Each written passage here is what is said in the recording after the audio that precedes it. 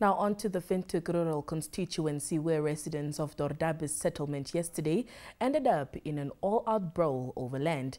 The conflict started with a group of disgruntled individuals who decided to illegally occupy state-owned land and put up structures, to the annoyance of another group who insisted they follow the processes in places. NBC reporter Emil Sabeb is at Dordabis right now, where a community meeting was held today in response to the conflict. We now cross over to him. Good day, Emil, and what is the situation like in Dordabis today?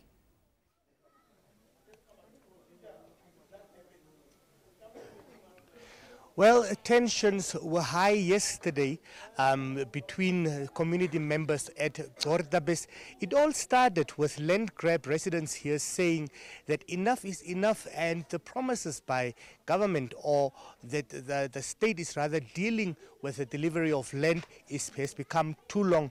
Families have grown. They are now in their 5th generation sharing a little portion of land, but then events took a twist as the connection of water also came up while residents are busy marking off portions of land. The NBC then followed the residents to the area where the regional council had drilled a borehole. Someone connected, diverted water from the main pipe to a house. This tank that is diverted to, according to them, supplies 150 to 200 residents with water, but this connection then in the meantime disadvantaged other members of the community. Now, Dordabis sits on about approximately 10 hectares. It's a very tight-knit, very close community. Everybody knows everybody, and this community is divided with a divided community development committee. Right now, the story that we ran yesterday sort of like got a reaction. We have the regional constituency councillor of Windhoek Rural, Piet Adams. We have the chief regional officer of the Thomas Regional Council who are here. This morning I saw the chief regional councillor, Clement Mafila, going to these various water points, checking out the illegal connection points. The illegal connection points resulted that the settlement has been without water now for about 6 to 7 days, because in this process infrastructure got damaged. This morning, actually just a few minutes ago, the CRO, Mr. Mafila, assured the people that he has came with a team. He has brought diesel.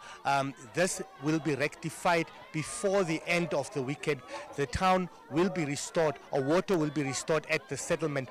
Now the question is that the current form, or the way it will be restored, is what led to the illegal connection of water. So what is the long-standing solution? That is the question that the residents are posing, putting to Mr. Mwafila, who then says, let us try and fix what is happening right now, and then if the problem persists, perhaps the regional council can look at other ways or other means how to improve the water flow. The question, the main issue is the upper part of the settlement receives water because the tanks are put closer to the residents that live closer to the tanks, while the ones that are sort of like far from the tanks do not receive sufficient water throughout the day. Hence the reason for the illegal connection or the rerouting of the water pipes, then causing having a consequence on the other residents. Now, the other pressing issue is the issue of land, which the political head of the constituency would want to address. But before that, earlier I said that the committee, the local development committee, is divided. No one sort of like takes authority. The groups that are divided has both their supporters, and there has been a letter written to the attention of Piet Adams asking for a vote of no confidence in the current committee.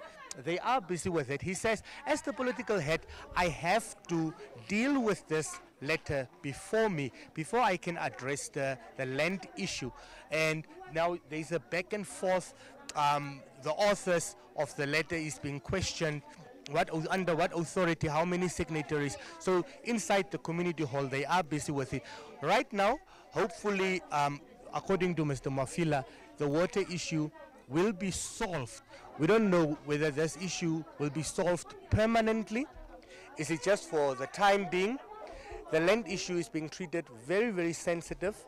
The moment the leadership, the political and administrative leadership of the region brings up the word land and the illegal grabbing, the moment those terms come up, there is an uproar, shaking of hands, shaking of heads, sort of like we don't want to hear that, we just want a piece of land. That's the mood that one gets. So the pressing issue indeed here is land, because people are saying they have been in their parents' house. I'm 45. My grandmother stays here. My mother stays here. As a 45-year-old, I live here. My kids, their grandkids, you know, and the space has just become too little for all of us. Of course, there are other allegations that there are only certain families when it comes to land allocation that benefits. Of course, allegations that we have to look into and try and establish whether it holds any water. But we indeed will keep the nation abreast what is happening. From the violent outbreak yesterday of community members physically engaging in physical fights, today seems to be a bit calm. People are sat down in the community hall. Of course, a lot of questions, a lot of unhappiness, a lot of frustration being expressed at this meeting. I was hoping to get an interview from Mr. Mwafila, who is the Chief Regional Councillor, for him to, in his own words, sum up. But evidently he is caught up, inundated with many, many questions at the settlement by residents from the settlement. Ntapewa, I hope that is clear.